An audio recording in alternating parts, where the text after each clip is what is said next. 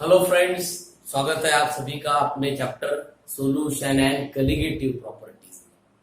Last period में हमने types of solution पढ़े थे, सैचुरेटेड, अनसैचुरेटेड, सुपर सैचुरेटेड। हमने उसे एग्जांपल्स में से समझाया था। उम्मीद है आप सभी ने उस टॉपिक को अच्छी तरह से समझा होगा। आज हम पढ़ेंगे फिर से एक नया टॉपिक जो है सोल्यूबिलिटी। अब सोल्यूबिलिटी को आसान लैंग्वेज में अगर बोले तो ये एक सोल्यूट की एक सॉल्वेंट में डिसॉल्व होने की एबिलिटी है।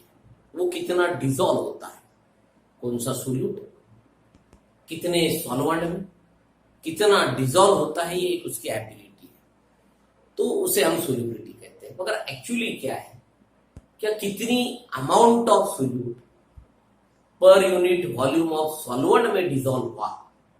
जैसे कि आपने बोला कि 10 ग्राम NaCl डिसॉल्व होता है 100 ग्राम वाटर में। अब यहां पर यूनिट वॉल्यूम 100 ग्राम या 100 ml वाटर, तो 100 ml वाटर होगा पर यूनिट वॉल्यूम, उसमें NaCl डिसॉल्व होता है 10 ग्राम, तो 10 ग्राम इन 100 ml ये होगी उसकी सोल्यूबिलिटी NaCl। तो इसका मतलब क्या है कि कितने अमाउंट ऑफ सोल्यूट कितने per unit volume of solvent में डिसॉल्व होता है एक पर्टिकुलर टेम्परेचर को, क्योंकि सोल्यूबिलिटी टेम्परेचर पर डिपेंडेंट है। टेम्परेचर कम या ज्यादा होगा तो सोल्यूबिलिटी में भी डिफरेंस आएंगे, वो भी चेंज होगी, कम और ज्यादा होगी।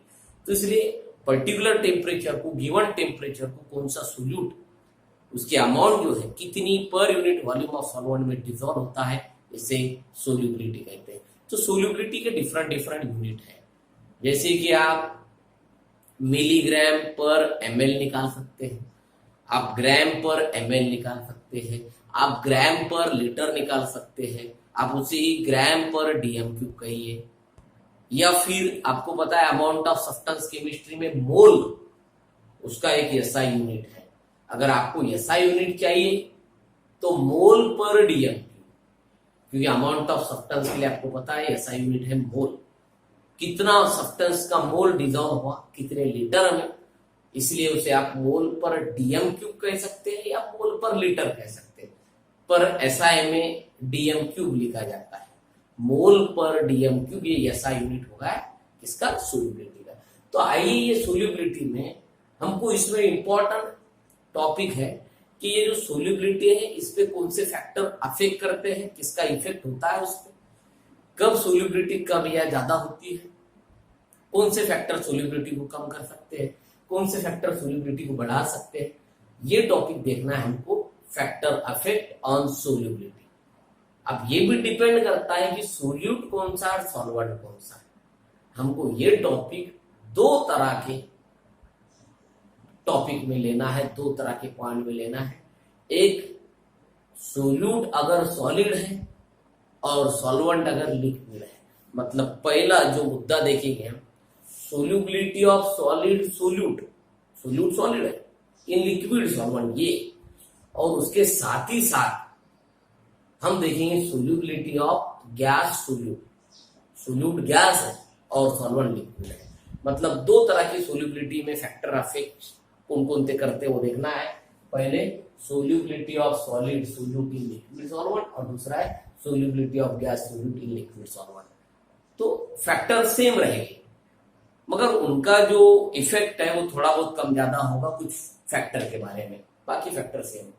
तो आइए चलिए इसमें का सबसे पहला फैक्टर कौन सा factor solubility of solid solute in liquid solvent कौन सा फैक्टर अफेक्ट करता है वो भी देखेंगे, और साथ ही साथ ये factor solubility of gas solute in liquid solvent इनके साथ कंपेरेटिव देखेंगे तो अच्छी तरह से समझेंगे। सबसे पहला nature of solute and solvent, कौन सी सोल्यूबिलिटी के लिए देख रहे हैं, सॉलिड सोल्यूट है और लिक्विड सॉल्वेंट है। इसमें ये जो नेचर ऑफ सोल्यूट और सॉल्वेंट है इसका क्या इफेक्ट होता है, तो आपको पता है सोल्यूट और सॉल्वेंट का नेचर ये डिसाइड कर सकता है किस तरह से सोल्यूबिलिटी होगी उनकी उस सॉल्यूशन में। मतलब सॉलिड सोल्यूट और लिक्विड सॉल्वेंट इनका नेचर पर भी डिपेंड है कि वो किस तरह का सॉलिड है, सॉल्वेंट किस तरह का है, सोल्यूट किस तरह का है, उनका नेचर बहुत इंपॉर्टेंट है, वो नेचर किस तरह है। तो दो तरह के नेचर होते हैं सोल्यूट और सॉल्वेंट। कुछ सोल्यूट पोलार होते हैं, कुछ नॉन पोलार होते हैं। उसी तरह से सॉल्वेंट भी कुछ पोलार होते हैं, कुछ नॉन पोलार होते हैं। अब इसमें एक चीज याद रखना है, एक रूल है केमिस्ट्री का, लाइक डिजॉल्व लाइक, जो जैसा होगा वो वैसे में डिजॉल्व होगा। मतलब डिजॉल्व होने के लिए नेचर का एक जैसा होना जरूरी है। अगर सोल्यूट पोलार है और आपको सोल्यूबिलिटी ज्यादा चाहिए तो सॉल्वेंट भी पोलार चाहिए। मतलब अगर पोलार सोल्यूट है तो पोलार सॉल्वेंट में अच्छी तरह से घुल जाएगा, अच्छी तरह से डिजॉल्व हो जाएगा, उसकी सोल्यूबिलिटी उसमें ज्यादा होगी। अगर आपका सोल्यूट नॉन पोलार है, उसके लिए बेहतर है कि सॉल्वेंट भी नॉन पोलार हो, तब जाकर नॉन पोलार इंटरेक्शन अच्छी होगी। वो non polar solute non polar solvent में डिजॉल्व होगा। देखिए पहली कंडीशन क्या थी, सोल्यूट पोलार है तो बेहतर है सॉल्वेंट भी पोलार चाहिए, सोल्यूबिलिटी ज्यादा होगी क्योंकि नेचर मैच हो रहा है, लाइक डिजॉल्व लाइक, पोलार इन पोलार। दूसरा है सोल्यूबिलिटी के लिए अगर सोल्यूट नॉन पोलार है तो बेटर है कि वहां पर सॉल्वेंट भी नॉन पोलार चाहिए, क्योंकि नॉन पोलार में अच्छी तरह से डिजॉल्व होगा क्योंकि उनके नेचर मैच होते हैं। तो नेचर मैच होना क्यों जरूरी है, क्योंकि जिस तरह से आप सोल्यूट सॉल्वेंट में डालते हैं उनमें अगर बेटर इंटरेक्शन होती है सोल्यूट और सॉल्वेंट मॉलिक्यूल में, तभी जाकर वो एक दूसरे में मिल सकते हैं, डिजॉल्व हो सकते हैं। अगर उनके नेचर अपोजिट है, एक नॉन पोलार है एक पोलार है, तो वो एक दूसरे के साथ इंटरेक्शन उतनी अच्छी तरह से नहीं बनाएंगे, तो उनकी सोल्यूबिलिटी में इंटरेक्शन है अगर नहीं हो रही सोल्यूट और सॉल्वेंट मॉलिक्यूल में, तो उनकी सोल्यूबिलिटी भी कम रहेगी। तो लाइक डिजॉल्व लाइक से ये जो है सोल्यूबिलिटी कम या ज्यादा हो सकती है सोल्यूट और सॉल्वेंट के नेचर से। तो आइए देखते हैं, जिस तरह से आपने अगर पोलार सोल्यूट लिया, जैसे एग्जांपल के साथ NaCl, आप पोलार सोल्यूट का मतलब क्या, पोलार मॉलिक्यूल का मतलब क्या, जिस मॉलिक्यूल में दोनों भी तरह के चार्जेस सेपरेट होते हैं, प्लस माइनस, जिसमें प्लस माइनस चार्जेस है वो पोलार, जिसमें प्लस माइनस चार्जेस सेपरेट नहीं होते, जिसपे नहीं लिखा जाता है कहीं प्लस माइनस, तो वो नॉन पोलार। तो जिस तरह से आयनिक सब्सटेंस होते हैं, आयनिक सॉलिड, ये सभी पोलार होते हैं, जैसे कि NaCl, Na+Cl- से पोलार मॉलिक्यूल। तो अब इसे अगर पोलार सॉलिड कर अगर NaCl को आपने लिए और उसको डिसॉल्व करने की कोशिश करें पोलार सॉल्वेंट में, मतलब सोल्यूट पोलार सॉल्वेंट भी पोलार, जैसे कि वाटर। तो NaCl वाटर में आपको पता है बहुत अच्छी तरह से डिसॉल्व होता है। तो क्यों डिसॉल्व होता है, वही ना, लाइक डिसॉल्व लाइक, पोलार इन पोलार, सोल्यूबिलिटी बढ़ेगी, सोल्यूबिलिटी इंक्रीजेस। क्यों सोल्यूबिलिटी इंक्रीज हो रही, तो इन दो मॉलिक्यूल में, सोल्यूट के और सॉल्वेंट के मॉलिक्यूल में स्ट्रॉन्ग अट्रैक्टिव फोर्सेस प्रोड्यूस हो रहे। कैसे स्ट्रॉन्ग अट्रैक्टिव फोर्सेस प्रोड्यूस हो रहे, ये negatively charge chlorine ion water के पॉजिटिवली चार्ज हाइड्रोजन को अट्रैक्ट करेगा, ये पॉजिटिवली चार्ज सोडियम वाटर के नेगेटिव चार्ज OH- को अट्रैक्ट करेगा। तो इनमें अपोजिट चार्जेस होने की वजह से इनमें अट्रैक्शन प्रोड्यूस होगा। इसलिए due to strong attractive forces in between solute and solvent molecule, solubility increases. It means this type of polar solute more dissolve in polar solvent, यानी यहां पर more solubility, पोलार सोल्यूट की polar solvent में solubility ज्यादा होती है। Reason याद रखिएगा आप, पोलार सोल्यूट को पोलार सॉल्वेंट में अगर डालें तो स्ट्रॉन्ग अट्रैक्टिव फोर्सेस डेवलप होंगे, किन के बीच, सोल्यूट और सॉल्वेंट मॉलिक्यूल के बीच, और वो स्ट्रॉन्ग अट्रैक्टिव फोर्सेस उस सॉल्यूशन को स्टेबिलिटी देंगे और उस स्टेबिलिटी की वजह से वहां पर सोल्यूबिलिटी ज्यादा होगी। इसलिए तो NaCl ज्यादा घुलता है वाटर में। ये तो एक एग्जांपल होगा, कई एग्जांपल ले सकते, जैसा अल्कोहल है, वो भी पोलार है, वाटर में डाले वाटर भी पोलार, तो अल्कोहल भी वाटर में बहुत ज्यादा पोलार है। क्यों, कि दोनों भी पोलार हो गए, इसलिए सोल्यूबिलिटी बढ़ेगी। तो ये एक हो गया पोलार सोल्यूट की पोलार सॉल्वेंट में, आपको याद रखना है मोर सोल्यूबिलिटी होती है क्योंकि स्ट्रॉन्गर अट्रैक्टिव फोर्सेस उनके बीच डेवलप होते हैं। तो ये होगा एक सबसे पहला मुद्दा nature of solute and solvent में, पोलार और polar, polar solute polar solvent. अब इसमें और दूसरा है, अब अगर आपने ले नॉन पोलार सोल्यूट,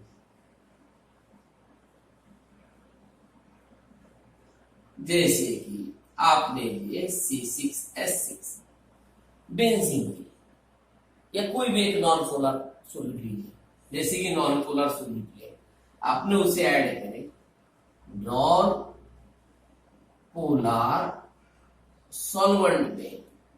आप यहां पर आयोडीन भी ले सकते हैं, बेंजीन ले सकते हैं, आयोडीन भी ले सकते हैं। आप इस यहाँ पर आयोडीन का एग्जांपल लीजिए, क्योंकि हम सॉलिड सॉल्यूट देख रहे हैं, तो यहाँ पे लेंगे आयोडीन सॉलिड।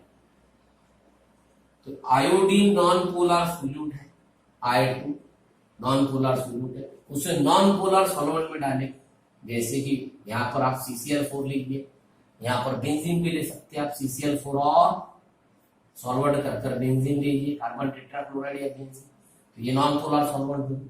तो ये जो आयोडीन है इसकी बेंजीन और कार्बन टेट्राक्लोराइड में मोर सोल्युबिलिटी होगी, क्योंकि solute non polar, solvent non polar, दोनों का नेचर मैच हो रहा है, तो आप उनमें नॉन पोलर मॉलिक्यूल में भी अट्रैक्टिव फोर्सेस प्रोड्यूस होगी। भले ही वो पोलर से डायपोल से पोलर फोर्सेस को डायपोल फोर्सेस भी कहते हैं। भले ही डायपोल फोर्सेस से पोलर फोर्सेस से ये फोर्सेस वीक हो, पर इंटरेक्शन होती है, मगर इंटरेक्शन है इसलिए इसकी इसमें सोल्यूबिलिटी है। तो आप लिख सकते हैं कि यहां पर भी सोल्यूबिलिटी इंक्रीजेस, क्योंकि नेचर मैच हो रहा है। क्योंकि भले ही वीक अट्रैक्टिव फोर्सेस है नॉन पोलर मॉलिक्यूल में, सोल्यूट और सॉल्वेंट के, यहां भी अट्रैक्शन होगा, थोड़ा वीक होगा डायपोल से, मगर फिर भी नेचर मैच है इसलिए सोल्यूबिलिटी बढ़ेगी। अब अगर थर्ड कंडीशन आपने ली, अब थर्ड कंडीशन कौन सी होगी? थर्ड कंडीशन होगी अगर आप लेंगे सोल्यूट जो है वो पोलर और सॉल्वेंट लेंगे non polar. Third condition polar solute, जैसे कि यहाँ पे आप लिख सकते हैं NaBr या KBr या NaCl, कुछ है इसके होता है Na+Br-, इसको आपने ऐड करें। एग्जाम्पल कोई भी हो सकते हैं, एग्जाम्पल हम उसी हिसाब से ले रहे कि अगर पोलर मॉलिक्यूल है या नॉन पोलर है, तो ये NaBr पोलर सॉल्यूट को आप ऐड कर रहे हैं यहाँ पर नॉन पोलर सॉल्वेंट में, जैसे कि आप लीजिए यहाँ पर बेंजीन C6H6, बेंजीन लिक्विड है होता है, तो सॉल्वेंट कर आप ले सकते हैं। तब फिर से सोल्यूट पोलर होगा, सॉल्वेंट नॉन पोलर होगा। अब ऐसे वक्त इन दो मॉलिक्यूल में अट्रैक्टिव फोर्सेस डेवलप होना, बहुत अच्छे अट्रैक्टिव फोर्सेस डेवलप होना बहुत मुश्किल है, क्योंकि नेचर अपोजिट होने की वजह से इस तरह के मॉलिक्यूल में जो अट्रैक्टिव फोर्सेस चाहिए जिससे सोल्यूट और सॉल्वेंट की इंटरेक्शन स्टेबल होगी, वो होना बहुत ही कम होते हैं। इसीलिए यहाँ पर जो है लेस सोल्यूबिलिटी रहेगी, इस तरह के सोल्यूट की, इस तरह के सॉल्वेंट में लेस सोल्यूबिलिटी रहेगी। मतलब polar solute if added in non polar solvent there is a less solubility, क्योंकि एक तो नेचर मैच में हो रहा है, ये अलग है, ये अलग है। अब ये अलग होने की वजह से क्या होगा, अट्रैक्टिव फोर्सेस जो डेवलप होने चाहिए थे, दोनों में इंटरेक्शन बनना चाहिए थी, वो इंटरेक्शन उतनी अच्छी नहीं होगी, बहुत वीक अट्रैक्टिव फोर्सेस डेवलप होंगे दोनों के बीच। अब ये वीक अट्रैक्टिव फोर्सेस दोनों को एक साथ नहीं रख सकते, अब वो दोनों सोल्यूट और सॉल्वेंट एक साथ ही नहीं रहे सोल्यूशन में, तो किस तरह से सोल्यूबिलिटी होगी? तो सोल्यूबिलिटी बहुत कम होगी, इसलिए less solubility of this type of solute in this type of solvent, ये होगी तीसरी कंडीशन। और आखिरी कंडीशन फिर से इसको अपोजिट करेंगे हम। अब आप लीजिए सोल्यूट नॉन पोलर, सॉल्वेंट लीजिए पोलर, मतलब इसमें की फोर्थ कंडीशन सोल्यूट पोलर लीजिए और अब सॉल्वेंट लीजिए, सोल्यूट नॉन पोलर लीजिए और सॉल्वेंट लीजिए पोलर। इससे पहले आपने देखे थे सोल्यूट पोलर था, सॉल्वेंट नॉन पोलर था। अब सोल्यूट नॉन पोलर मॉलिक्यूल है और सॉल्वेंट पोलर मॉलिक्यूल है। जैसे नॉन पोलर सोल्यूट जैसे कि आयोडीन, फिर से आयोडीन सॉलिड है। और पोलर सॉल्वेंट जैसे कि वाटर, अब इस वाटर में इस आयोडीन की सोल्यूबिलिटी कम रहेगी, इसलिए यहाँ पर लिखेंगे लेस सोल्यूबल। फिर से क्यों लेस सोल्यूबल, एक तो दोनों डिफरेंट नेचर के हैं, फिर से दोनों में जो अट्रैक्टिव फोर्सेस बनना था सोल्यूट और सॉल्वेंट मॉलिक्यूल में वो नहीं बनेंगे, बहुत वीक हो गए, इतने वीक हो गए कि ये दोनों की इंटरेक्शन स्टेबल ही नहीं होगी।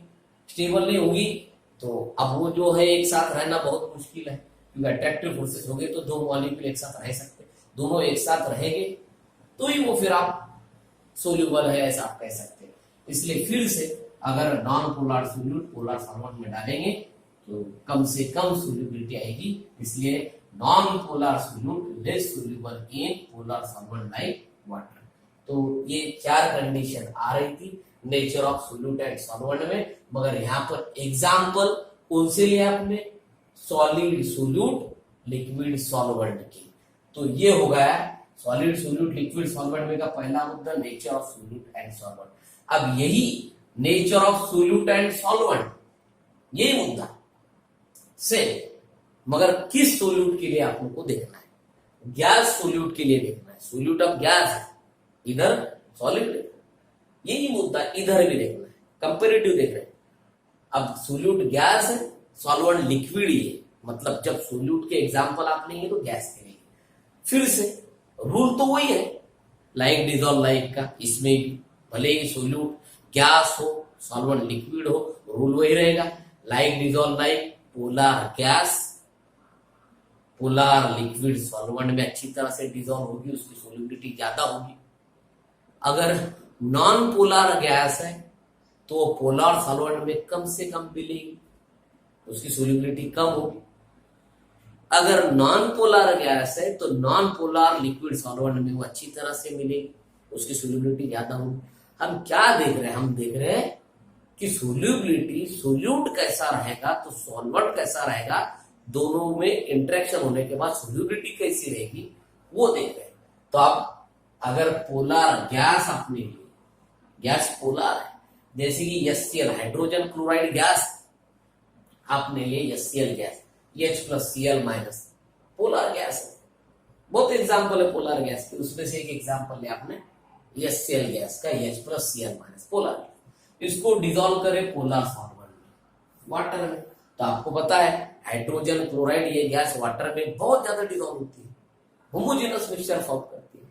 तो फिर से क्यों, क्योंकि ये पोलर है ये पोलर है, एक तो नेचर नेचुरल है। अब इनके बीच ये सोल्यूट और ये सॉल्वेंट के बीच स्ट्रॉन्ग इंटरेक्शन होगी अट्रैक्टिव फोर्सेस की, स्ट्रॉन्ग डायपोल डायपोल फोर्सेस, इसमें और इसमें ये होगा एक डायपोल, ये होगा एक डायपोल, इसमें इनमें दोनों में आपको पता है पोलर पोलर में कौन सी होती है डायपोल डायपोल इंटरेक्शन इनमें डेवलप होगी, और dipole dipole interaction strong force माना जाता है, इनमें स्ट्रॉन्ग फोर्सेस बनेगी। इसलिए फिर से इस सॉल्यूशन के बारे में भी सोल्यूबिलिटी क्या होगी, सोल्यूबिलिटी इंक्रीजेस, सोल्यूबिलिटी बढ़ेगी, और ये जो है मोर सोल्यूबिलिटी देंगे ऐसी पोलर गैस पोलर सॉल्वेंट में। मतलब अगर गैस पोलर है तो फिर से पोलर सॉल्वेंट में उस गैस की सोल्यूबिलिटी बहुत ज्यादा होगी, जैसे कि हाइड्रोजन क्लोराइड वाटर में बहुत ज्यादा डिजॉल्व होती है। उसी तरह से NH3 भी ले सकते हैं आप, अमोनिया भी, NH3 अमोनिया गैस भी पोलर गैस है, वाटर में बहुत ज्यादा डिजॉल्व होती है। क्यों डिजॉल्व होती है, फिर से polar polar dipole dipole interaction ammonia और वाटर में डेवलप होता है तो उसकी सोल्यूबिलिटी ज्यादा होती है। दूसरा मुद्दा इसमें फिर से अगर गैस नॉन पोलर है सॉल्वेंट पोलर है, मतलब जो लिक्विड ले रहे हैं आप सॉल्वेंट वो पोलर है, मगर जो सोल्यूट कर गैस ले रहे हैं वो अगर नॉन पोलर है, जैसे कि ऑक्सीजन, ऑक्सीजन गैस को वाटर में डिजोल्व करने की कोशिश आप कर रहे हैं, ऑक्सीजन गैस वाटर में डिजोल्व होती है, मगर आपने उसकी अगर सोल्यूबिलिटी देखी तो ऑक्सीजन की वाटर में कम सोल्यूबिलिटी, बहुत ज्यादा वो ऑक्सीजन डिजोल्व नहीं होती, लेस सोल्यूबिलिटी। तो ये ऑक्सीजन गैस की वाटर में लेस सोल्यूबिलिटी होने की वजह ही वही है, क्योंकि ऑक्सीजन नॉन पोलर गैस है, वाटर पोलर सॉल्वेंट है। तो आप अगर अपोजिट नेचर कर रहे हैं सोल्यूट और सॉल्वेंट के तो वहां पर इंटरेक्शन बहुत वीक डेवलप होती है, और वीक इंटरेक्शन की वजह से इस तरह के सोल्यूट इस तरह के सॉल्वेंट में कम से कम डिजोल्व होती है। तो ऑक्सीजन गैस वाटर में डिजोल्व होती है मगर लेस प्रोपोर्शन में। तो O2 having less solubility in water. Hydrogen gas भी नॉन पोलर है, बहुत सी एग्जांपल ले सकते हैं। हाइड्रोजन गैस नॉन पोलर है, उसकी भी वाटर में कम सोल्युबिलिटी है। तो ऐसे कई सारे एग्जांपल। अब इसमें और दो एक मुद्दे लिख सकते हैं आप। और कौन से दो? अब पोलर पोलर हो गए, नॉन पोलर पोलर हो गए। अब अगर आपने नॉन पोलर इन नॉन पोलर ये भी लिखे, जैसे कि 4 कंडीशन इधर थी, 4 कंडीशन इधर आई, ये होगी 2। तीसरी कंडीशन इसमें की non polar gas, non polar gas, जैसे फिर से ऑक्सीजन लीजिए, हाइड्रोजन लीजिए, इसको आपने अगर डाले नॉन पोलर सॉल्वेंट में, कौन से सॉल्वेंट में? नॉन पोलर सॉल्वेंट में आप लीजिए CCl4 या C6 या 6 बेंजीन, लिक्विड सॉल्वेंट चाहिए। तो इसमें इसकी solubility as compare to non polar gas की नॉन पोलर सॉल्वेंट में solubility as compare to polar solvent ज्यादा रहेगी, क्योंकि नेचर एक जैसा है, इसलिए that can be dissolve at more extent में डिसॉल्व होगा as compare to polar solvent. और तीसरी कंडीशन, अगर आपने फोर्थ कंडीशन, लास्ट कंडीशन, एक हो गई पोलर पोलर, एक हो गई नॉन पोलर इन पोलर, तीसरी होगी नॉन पोलर नॉन पोलर। अब बचिए अगर पोलर गैस लिए, मतलब सोल्यूट पोलर गैस, अगर उसको डाले पोलर सॉल्वेंट में तो वो सोल्युबिलिटी बढ़ेगी। मगर यहां पर अगर नॉन पोलर सॉल्वेंट लिए, मतलब फोर्थ और last condition, polar gas as a solute and non polar solvent that is liquid, तो अब इसकी फिर से polar gas in non polar solvent, solubility कम होगी। क्यों कम होगी? फिर से आपको पता है कि नेचर अपोजिट है, इंटरेक्शन वीक होगी, वीक इंटरेक्शन कम से कम सोल्युबिलिटी होगी। एग्जांपल दे सकते हैं आप यहाँ पर, पोलर गैस का फिर से अमोनिया दे सकते हैं या HCl दे सकते हैं। इसको अगर आपने डिसॉल्व करने की कोशिश की बेंजीन जैसे नॉन पोलर सॉल्वेंट में, तो अमोनिया की वाटर में जिस तरह से सोल्युबिलिटी उस तरह से बेंजीन या कार्बन टेट्राक्लोराइड में नहीं, क्योंकि बेंजीन और carbon tetrachloride non polar solvent माने जाते हैं। इसलिए अमोनिया पोलर गैस है, वो वाटर जैसे पोलर सॉल्वेंट में अच्छी तरह से मिल सकती है, घुल सकती है, उसकी सोल्युबिलिटी ज्यादा रहेगी। मगर बेंजीन और कार्बन टेट्राक्लोराइड जैसे नॉन पोलर सॉल्वेंट में कम रहेगी। तो ये इस तरह का एक पहला फैक्टर हो गया सोल्युबिलिटी में, nature of solute and solvent दोनों के लिए देखे आपने, solubility of solid solute in liquid solvent और solubility of gas solute in liquid solvent. तो ये होगा फर्स्ट मुद्दा। अब ये मुद्दे के बाद देखेंगे दूसरा फैक्टर। पहला फैक्टर होगा nature of solute and solvent, दूसरा फैक्टर है टेम्परेचर। टेम्परेचर का क्या इफेक्ट होता है, हमको 3 फैक्टर देखना है, इधर भी इधर भी। दूसरा फैक्टर टेम्परेचर और तीसरा रहेगा प्रेशर। टेम्परेचर प्रेशर, इसके भी बारे में क्या होता है, solid solute liquid solvent, temperature कम ज्यादा करो सोल्युबिलिटी बढ़ेगी या कम ज्यादा होगी। उसी तरह से गैस में भी क्या होता है, और प्रेशर के भी बारे में, सॉलिड सोल्यूट लिक्विड सॉल्वेंट और गैस सोल्यूट लिक्विड सॉल्वेंट में प्रेशर का भी इफेक्ट क्या होता है। मतलब 3 मुद्दे, इसको भी कंपेयर करेंगे, इसको भी कंपेयर करेंगे, तब जाकर ये जो सोल्युबिलिटी समझ में आएगा। तो आज के लिए बस इतना ही, कल नेक्स्ट वीडियो में आएंगे तो टेम्परेचर और प्रेशर दोनों मुद्दे एक साथ एक्सप्लेन करेंगे। ओके।